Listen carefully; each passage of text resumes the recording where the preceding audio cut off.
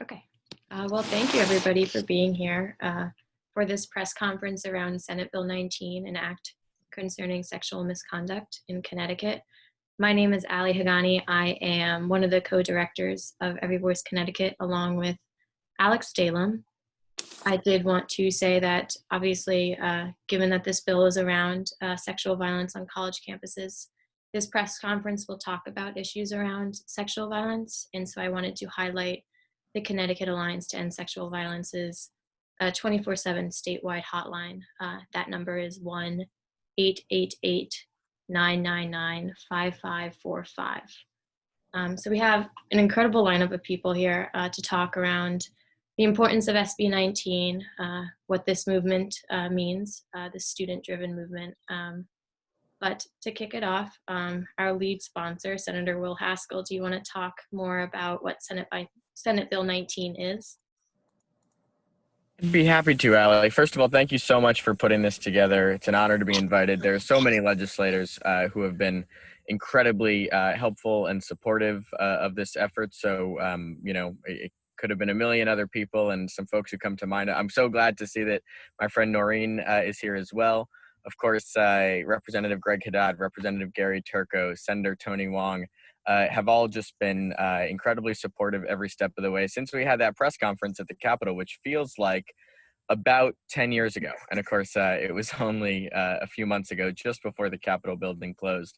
For those who haven't been following this too closely, we don't know yet if SB 19 will be included in the special session agenda, but I and so many others, most importantly, so many students across the state, believe that it really ought to be considered because we do have a pandemic of sexual violence on college campuses, and more eloquent and intelligent folks will speak to that in a moment. But let me just speak to what this legislation would do, because it is not controversial and it is bipartisan, which we so desperately need during these trying political times.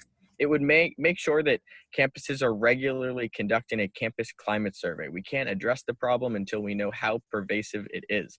And we've got to create a forum for students to speak anonymously, if they prefer, about what they're experiencing on campus. Only then will we realize not just the dream, but the necessity of making sure that campuses are inclusive and safe environments for everybody to learn.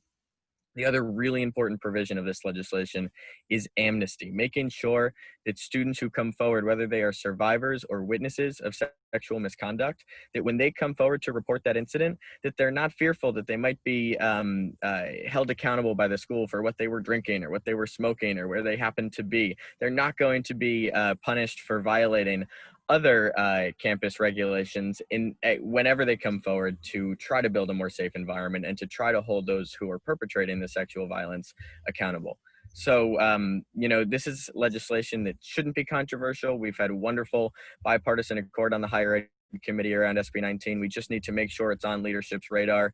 And my pledge is that if we aren't able to include it in the special session, we're going to keep fighting. This problem is not new, but it has been around for far too long, and it's time that campuses are safe for every student and that there's a forum granted for every voice. So thank you so much to Ali, to Alex, to all the students who made this possible. I'm really looking forward to continuing to work with you. Thank you, Senator Haskell, and thank you, Representative Kokoruda, for being here. Senator Huang, huge champions for this bill from the start, so really appreciative. Senator Haskell, you talked a little bit about why this bill is so important and alluded to an incredible, eloquent person talking more about the issue. So we have Bridget Koessner here from the Connecticut Alliance to End Sexual Violence. If you want to speak more to the severity of campus sexual violence and the issue that this bill is addressing. Thank you very much, Ali. Good afternoon. My name is Bridget Koessner, and I am the Campus Services Coordinator with the Connecticut Alliance to End Sexual Violence. The Alliance is the state's leading voice to end sexual violence and a coalition of community-based sexual assault crisis centers. I want to thank Senator Haskell, Representative Kokoruda, and members of the Every Voice Coalition for their partnership in creating safer universities and colleges in Connecticut. The Alliance has worked closely with legislators in previous years to pass Public Act 1411 and Public Act 16106, which enhance the rights of survivors on college and university campuses. Connecticut has long been on the forefront of anti-sexual misconduct legislation in higher education. These were developed with our college and university partners to create practices for prevention and response to sexual misconduct on campus. This new legislation is a natural extension and next step of that work to measure the success of our prevention programming and our response to survivors while continuing the state's leadership on this issue. According to national statistics, 1 in 5 women and 1 in 16 men will experience an attempted or completed sexual assault while in college. Additionally, the majority of all sexual assaults on college campuses take place between August and November, a period of time commonly referred to as the red zone. This legislation will help us to get a better sense of what these statistics look like in our own state, as well as the level of satisfaction campus communities have in the prevention and response efforts already in place during the red zone and throughout the school year. Connecticut is already a national leader in responding to sexual violence on our campuses, and this understanding can only aid in our ongoing prevention and response efforts. We can also continue to protect campuses and prevent future sexual misconduct through the amnesty provision in this legislation. Amnesty will open up the options survivors have for reporting to their institutions without fear. It will create environments where students can report without feeling blamed for what has happened, because we know sexual violence is never a survivor's fault. Lastly, if you or someone you know is a survivor of sexual violence, please call our hotline or go to our website, endsexualviolencect.org, for more information or to be linked to services. We are here to support you. Thank you for all of your continued partnership. Together, we can end campus sexual misconduct and support survivors. Thank you so much, Bridget, and to the Alliance to End Sexual Violence has been just a staple of this bill from the start. So we're really appreciative for all the advocacy you do on the day-to-day basis, but just in general, very appreciative. Next, Representative Kokaruda, do you want to speak to the importance of this bill and why you are supporting it? One sec. One sec, Kokaruda. Can you unmute yourself? You had the control. Okay, thank you. Thank you for including me. I'm not on the higher ed committee, and I really wasn't aware of the bill as it went through committee, which surprises me. But as soon as I heard about it, it's clear to me that this is certainly a bipartisan project effort. Everyone understands this is a problem. I think we've worked on a little bit in the legislature. You've mentioned a few past bills that we passed, but you know what? The part of your bill with the survey, I think what it really does is give students a voice, and that's the part that I think everybody understands. And the idea that the survey will come out, I know it's every 4 years, I believe. I was hoping it was more often than that, but 4 years. It will tell schools what they're doing right and what they're doing wrong. And it's the students that can really tell them what they're experiencing. And we've got to get our campuses administrators on board with this. And I think that things have changed over the last few years, but it can always be better. And then on the other part about the amnesty, we've got to make sure people are comfortable coming forward. The idea that people would be afraid if they had been drinking or doing other things to report that they had been sexually abused. We have to find a way around that. And I think the proposal here, which you folks have worked on, is really a good step in that direction. So I'm totally in favor of it. And all legislators that I've spoken to, I haven't had anybody that said this is something that's going to help our students. You know, as a grandmother of a college student, and when she went off to school her first year, end of her senior year, I went to my school principal and said, these kids are leaving a small town and they think they've got it. They think they can handle it all. And we've got to educate them. And it's up to the schools, the high schools, to do it. And what you're proposing here takes us to the next step. So Allie, Jeffrey, Alex, whoever I'm leaving out, and of course the higher ed committee, congratulations. I think it's a great bill. And I certainly do hope if we have special session, we're able to get this bill through. Thank you for working so hard on it. Thank you, Representative. Really appreciative. So obviously, Every Voice Coalition, the movement around this bill has been extremely student-centered. The bill was raised out of concerns for students in the state around the prevalence of sexual violence on their college campuses and an understanding that action was needed. And so we want to center the voices of students who have been so incredible, informative in this cause. So I'm going to pass it to Liam O'Donnell, who is a junior at UConn, and Zoe Bertone, who is also a junior, but at Connecticut College, to speak more about what this bill means to them as students in the state of Connecticut. Yeah, thank you, Allie. Once again, my name is Liam, and I go to University of Connecticut. So essentially, legislative action on Senate Bill 19 honors the voices of countless student survivors in Connecticut. Over the past year, university students have begun to increasingly share their stories and experiences relating to acts of sexual violence that occurred on their campuses. This is especially true at my home school of UConn, where an Instagram page devoted to the stories of survivors of sexual assault on our campus has garnered almost 1,500 followers. So with that, it's clear that there is a yearning for an adequate response to sexual violence on our college campuses, and that time should be up. Senate Bill 19 brings us many steps closer to showing survivors of sexual assault that the state and our universities stand by them, and that they will ensure that survivors are protected, listened to, and receive robust support when they need it most, regardless of the circumstances of the incident in question. Not only that, but Senate Bill 19 will lay the foundation for future campus reforms in relation to sexual violence. Through completing quadrennial campus climate surveys, universities will be given the tools and resources to adequately respond to sexual violence, creating a safer and more tolerant campus for future generations of students. So the time to act is right now. Thank you. Thank you, Liam. So as Allie mentioned, thank you so much for allowing me to speak today. So my name is Zoe Bertone, and I'm a student at Connecticut College. And every single day that this bill sits, another student's life will be indescribably altered, just as mine was 2 years ago. Without data, which the Campus Climate Survey would allow for, resources cannot be correctly allocated to the number of survivors on campus. Without this, survivors will not have the privacy they so desperately deserve and the access to the information they need. These are two things that the Campus Climate Survey will grant them. The amnesty policy removes the barrier of penalization when the use of drugs and alcohol is present in situations of assault. Survivors should be free to report without the worry of institutional punishment just because they had a drink that night. These policies continue to remove the blame from the survivor, and as we know, alcohol or drugs do not cause sexual violence.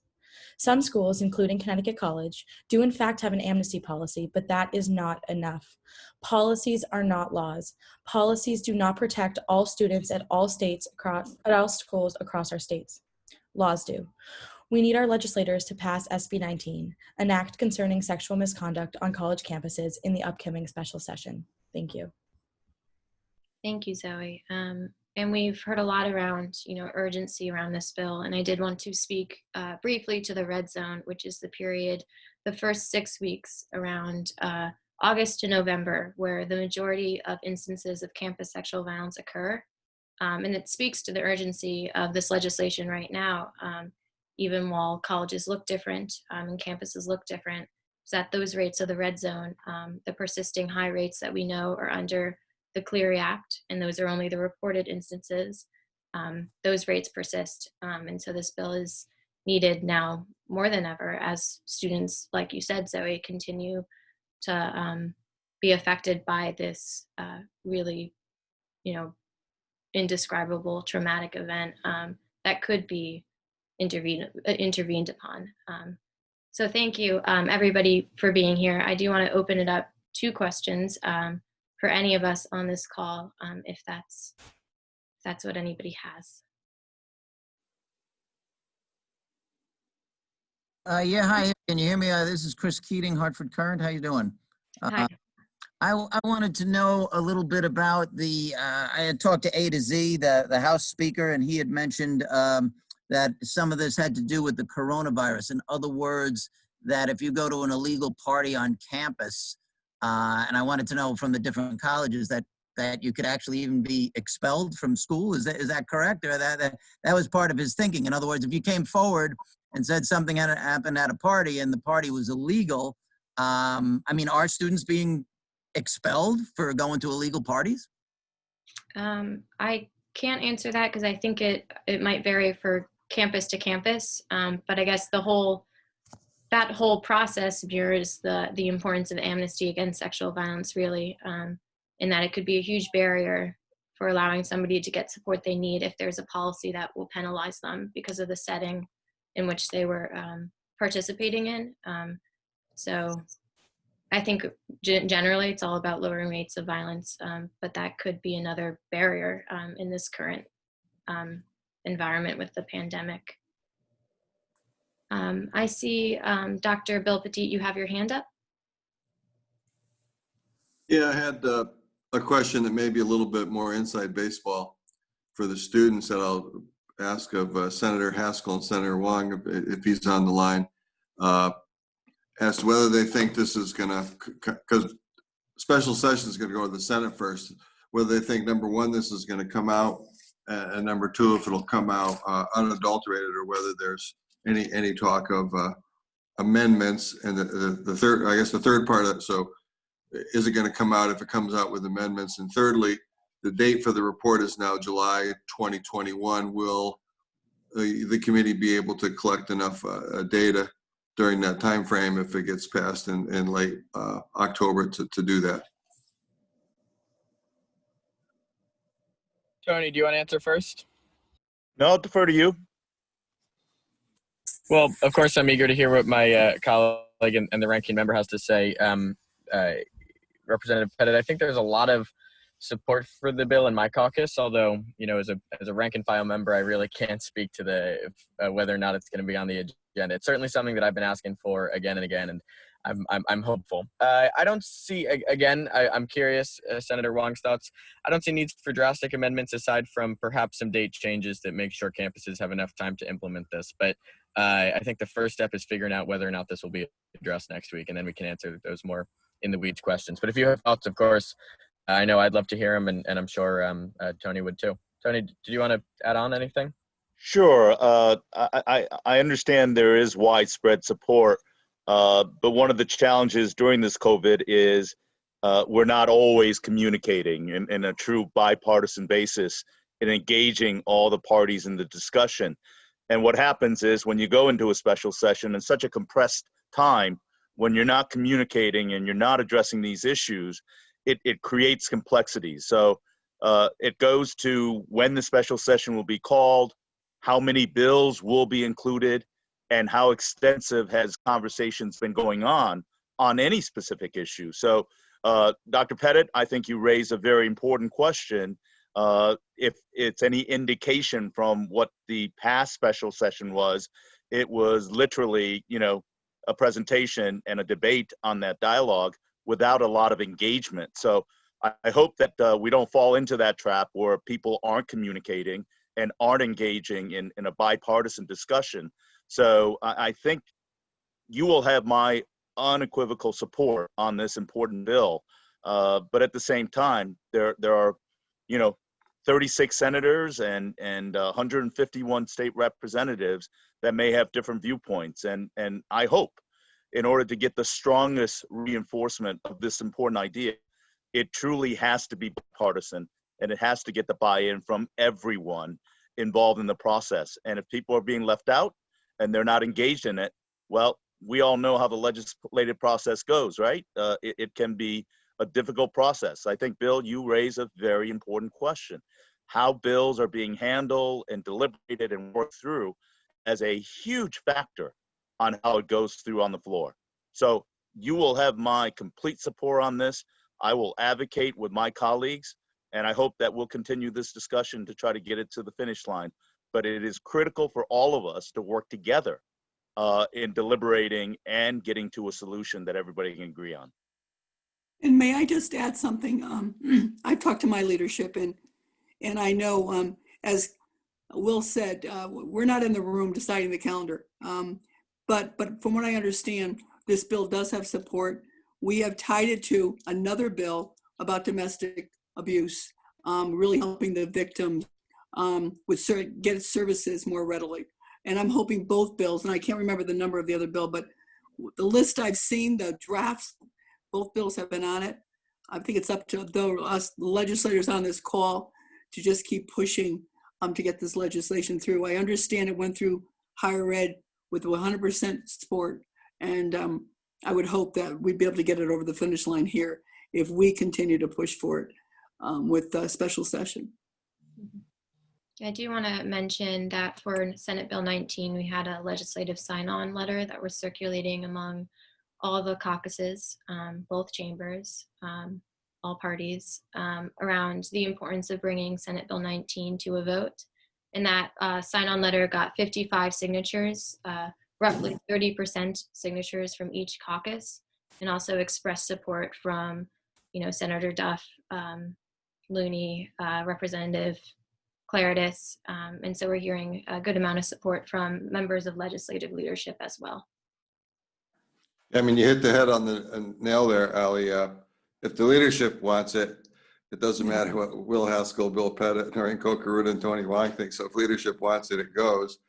And the other argument, whether you detest it or not, is there's a lot of discussion about the only bills that should come up in special session are things directly related to COVID and or the budget. And so some people in their minds or philosophically are drawing the line in the sand there. There's 100 things on our list. So if it's not COVID related, not budget related, it goes to the end of the line. So that's certainly how some people are thinking, regardless of the merits of any other particular bill.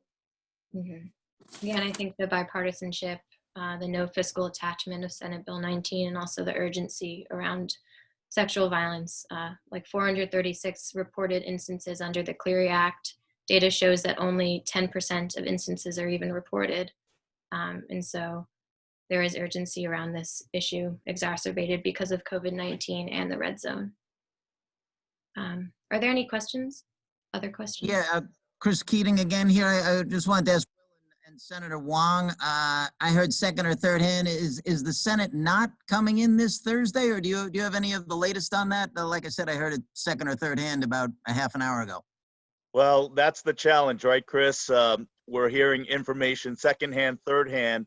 The fact is, we don't know what bills are being drafted. And for me, my biggest concern is really where is that sense of transparency? We're having bills that, as Dr. Pettit mentioned earlier, there is a frame of mind of looking at just COVID-related issues. And I know we have an energy bill that relates to the power restoration with our utilities. But we don't know to what extent how many bills are being done and to what degree the language that's being articulated is all about. So to answer your question, Chris, you're absolutely right. It could be 2 bills, it could be 20.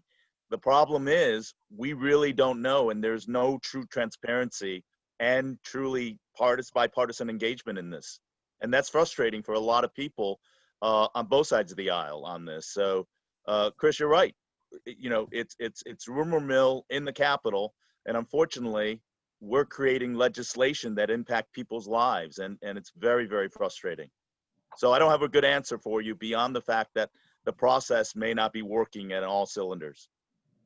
May I just add something, though? I hope we won't lose sight of the fact, and I don't think we mean to, that this bipartisan issues that we talk about and what's going to be on the list doesn't have any impact as far as the importance of this bill. That as everybody on this call has said, there is major bipartisan support for this effort. And I think too, with what's going on in our colleges, a lot of our colleges campuses went back. And when we talk about not having an amnesty policy, that means people aren't asking for services.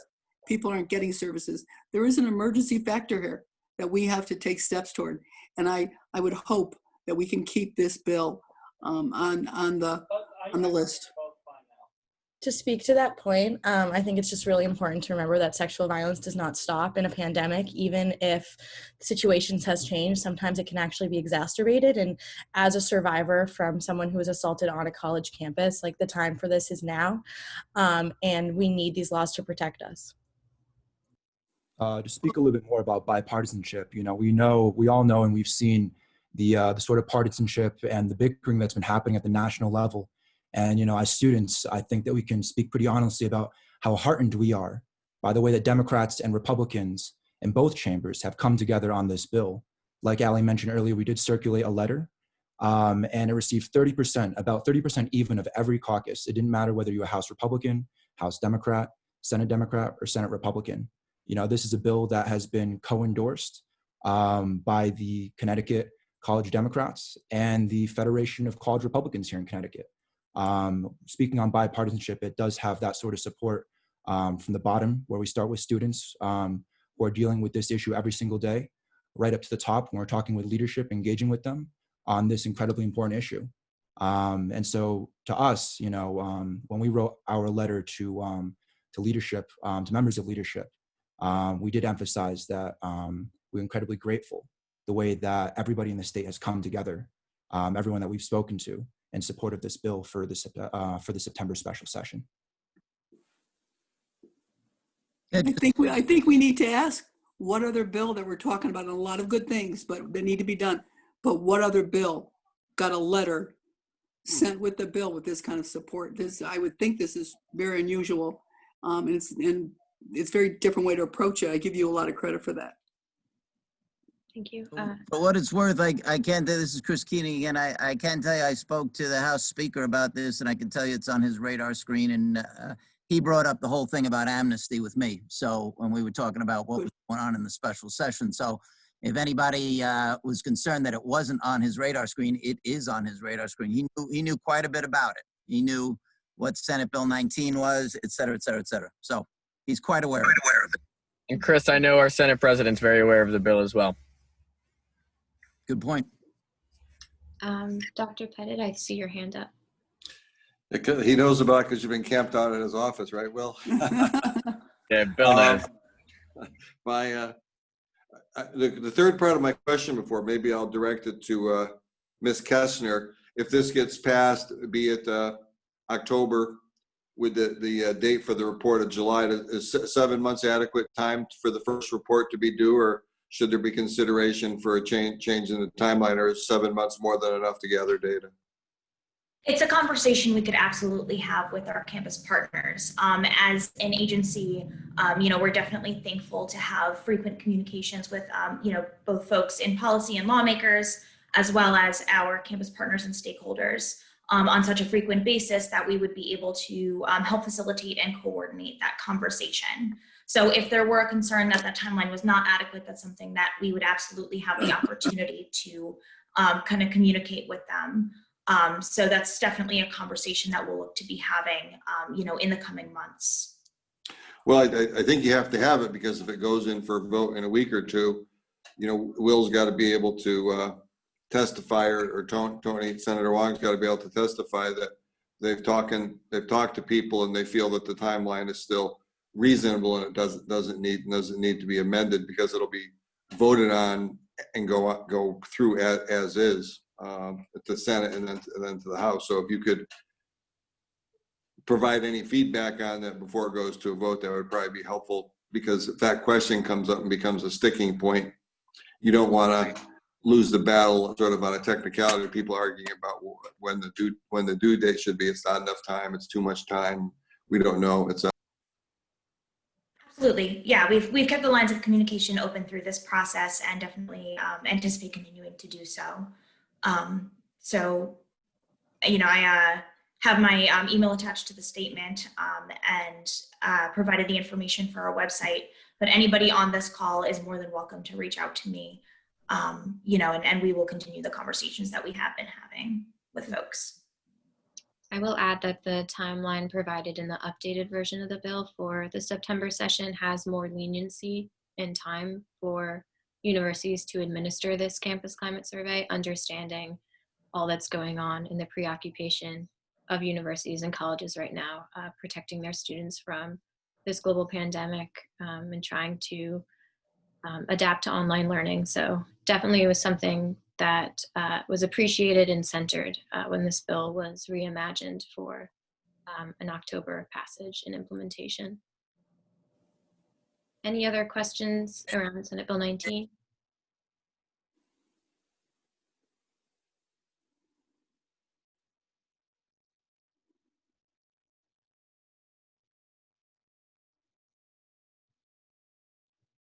Thanks again for organizing this, Allie. Yeah, of course. Thank you, everybody, for coming, and really looking forward to getting this bill across the finish line. Thank you, everyone. Thank you all. Thank you. Thank you. Thanks, Alex, too. Thank you.